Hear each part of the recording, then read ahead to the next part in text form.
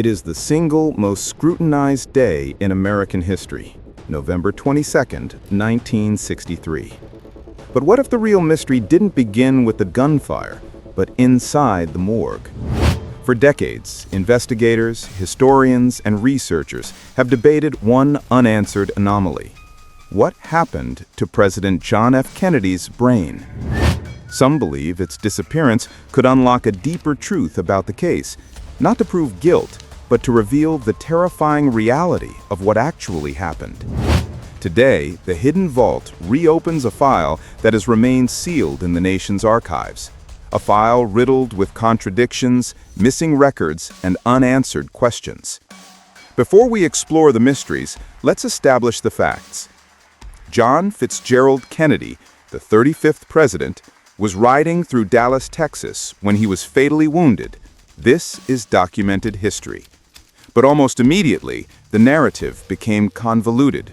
Conflicting reports and rushed decisions left behind a trail of chaos that continues to this day.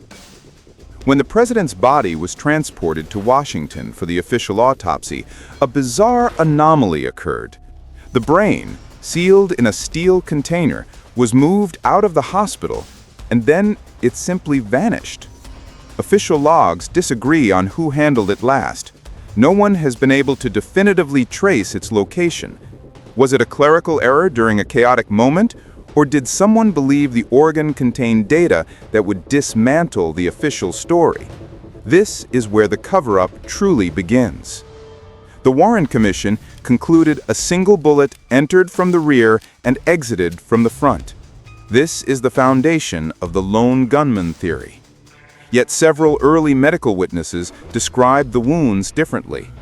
Some experts suggested that examining the brain could have clarified the exact trajectory of the projectile. Without it, the debate over the bullet's path became a battlefield of conspiracy theories. The missing evidence was the only thing that could close the case forever.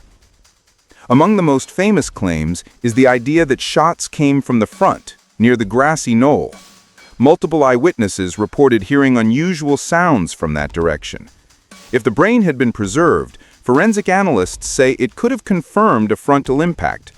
Instead, the total absence of this biological evidence only fuels the speculation of a second shooter.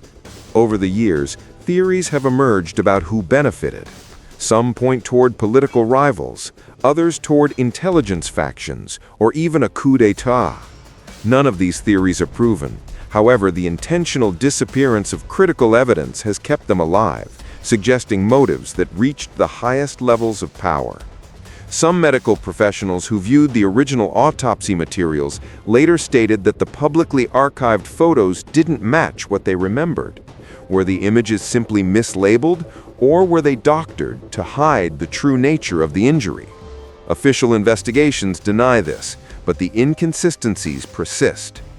Just moments before the fatal shots, the Secret Service vehicle behind Kennedy reportedly slowed down. Was it a procedural miscommunication, or were they ordered to stand down to clear the line of sight for the assassins? Finally, some analysts believe the brain was withheld for a classified reason unrelated to bullets.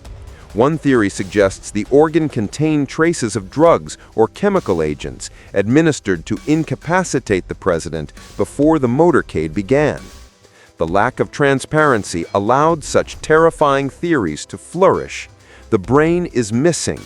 Key testimonies conflict. Official files remain heavily redacted. More than 60 years later, we still don't know exactly why.